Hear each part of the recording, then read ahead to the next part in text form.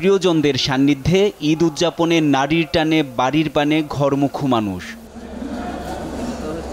বুধবার special train সার্ভিসে ঈদযাত্রার প্রথম দিনেই ঢাকা রেল স্টেশন থেকে বেশ কয়েকটি ট্রেন বিলম্বে ছেড়েছে। সময় মতো যাত্রা করতে না পারায় ভোগান্তিতে পড়েন আগেভাগে স্টেশনে আসা যাত্রীরা। বিশেষ করে গরমে কাহিল হয়ে পড়েন নারী ও শিশুরা। আসলে আমাদের ট্রেন ছাড়ার টাইম হচ্ছে 2:40-এ, তো এখন বাজে 3:02, অলরেডি 22 মিনিট লেট। এরকম মাঝে মাঝে হয়, গত ঈদে যাওয়ার সময় দেখছি এরকম আধা ঘন্টা, 1 ঘন্টা, 2 ঘন্টা লেট। তো আমাদের এই গরমের মধ্যে তো অনেক কষ্ট হয়ে যায়। আমার প্রত্যাশা যাতে ট্রেনটা বিলম্ব না হয়, সবাই যেন সুন্দরভাবে বাড়িতে যাইতে পারে। আসলে আমাদের প্রত্যাশা না হলে সার্ভিসটা যথেষ্ট, যাই হোক আমরা যেভাবে আশা করি সবসময় তো সেভাবে হয় না। অন্য সময় তো রাইট টাইমে দেখা যাচ্ছে আসি যায়। স্টেশনের পরিবেশ এবার এসে দেখলাম বেশ মানে সবকিছু গুছানো, মানুষজন সেরকম ভিড় নেই, সব মিলিয়ে বেশ একটা স্বাস্থ্যকর। যদিও অনেক গরম, তারপরেও মানুষজনের ভিড় কম, তো একটু চলাচল সুবিধাজনক। আসলে এখানে একটা ফ্যান চলতেছে, বাদ বাকি ফ্যানগুলো বেশিরভাগই চলছে না আর কি।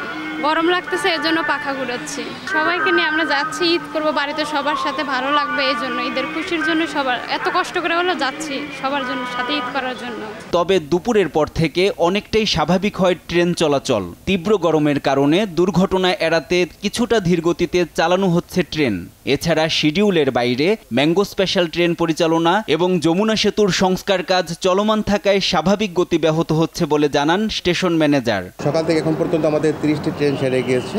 আপনার কেবলমাত্র 2টি ট্রেন ছাড়তে একটু বিলম্ব হয়েছিল, একটা 1 ঘন্টা, একটা 2 ঘন্টা, বাকি সবগুলো ট্রেন যথাসময় ছেড়ে গিয়েছে। আপনারা জানেন যে এবারের ঈদযাত্রার প্রেক্ষাপটটা একটু ভিন্নতা রয়েছে। যেমন এবার ঈদযাত্রায় আমাদের ম্যাঙ্গো স্পেশাল ট্রেনটা, ঈদ স্পেশাল ট্রেন এবং ক্যাটারিং স্পেশাল সব একত্র হয়ে গেছে, যেটা গত ঈদে ছিল না, কারণ গত আমের সিজনটা পার করেছিল।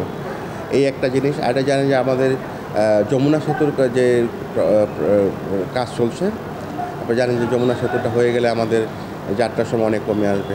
যমুনা সেতু রেল সেতুর যে কানেকশনের জন্য বঙ্গবন্ধু সেতুর পূর্ব পার পশ্চিম পারে আমাদের যেটা ইন্টারলকিং সিস্টেম ব্যবস্থা ছিল, সেটা এখন নন ইন্টারলকিং সিস্টেম ব্যবস্থা, অর্থাৎ যেটাকে বলা হয় যে ম্যানুয়াল। তো ম্যানুয়াল পদ্ধতিতে যাতে যে ওখানে যেখানে আবার স্বাভাবিক সময় লাগতো 20 মিনিট, এখন সেখানে লাগছে 40 মিনিট। ঠিক আছে, অর্থাৎ অতিরিক্ত 20 মিনিট লাগছে। তো ওই বিষয়গুলো মাথায় রেখে সার্বিকভাবে বিবেচনায় যে আমরা হয়তো কোনো আন্তনগর ট্রেন ওপারের 2-1টা হয়তো বিলম্ব হতে পারে 1 ঘন্টা। আর 1 ঘন্টা এখন যেটা বললাম, এই মুহূর্তে যে নিরাপত্তার কথা বিবেচনা করে 1 ঘন্টা 1.5 ঘন্টা যাত্রী এটাকে স্বাভাবিকই মনে করছেন। যাত্রীদের ঈদযাত্রা নিরাপদ ও নির্বিঘ্ন করতে রেল পুলিশের পাশাপাশি র্যাব, পুলিশ সহ আইন শৃঙ্খলা রক্ষাকারী বাহিনীর সদস্যরা তৎপর রয়েছে। NI নাহিদ, দেশ টিভি, ঢাকা।